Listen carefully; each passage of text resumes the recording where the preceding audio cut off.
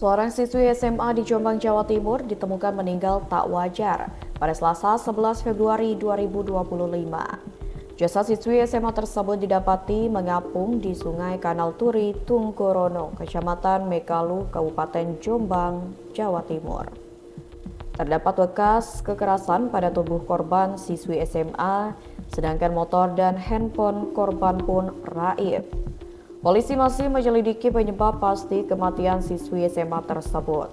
Pihak keluarga menyebut saat pergi meninggalkan rumah, korban pamit mau cash on delivery atau COD barang. Korban adalah PRA, siswi SMA asal desa Sebani, Kecamatan Sumobito, Jombang. Suari, paman korban mengungkapkan sehari sebelum ditemukan meninggal, PRA berpamitan untuk melakukan COD barang. Tetapi korban tidak memberitahu COD barang apa dan di daerah mana. Jadi korban ini pada Senin 10 Februari 2024 masih pukul 16 waktu Indonesia Barat keluar rumah dengan alasan ingin COD barang.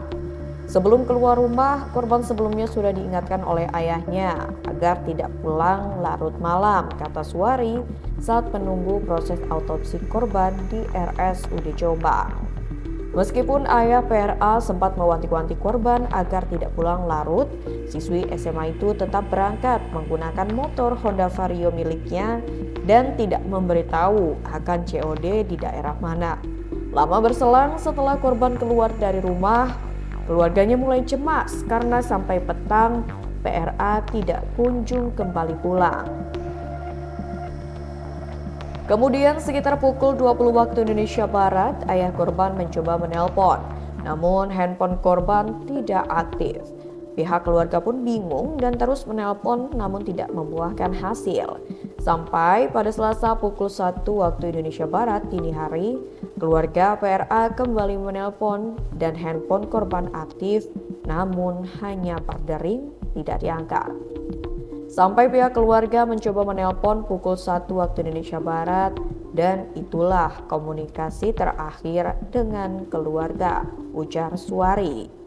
Kemudian pada pagi harinya keluarga korban pun terkejut mendapat informasi dari media sosial yang menunjukkan PRA ditemukan meninggal dunia dan terapung di sungai.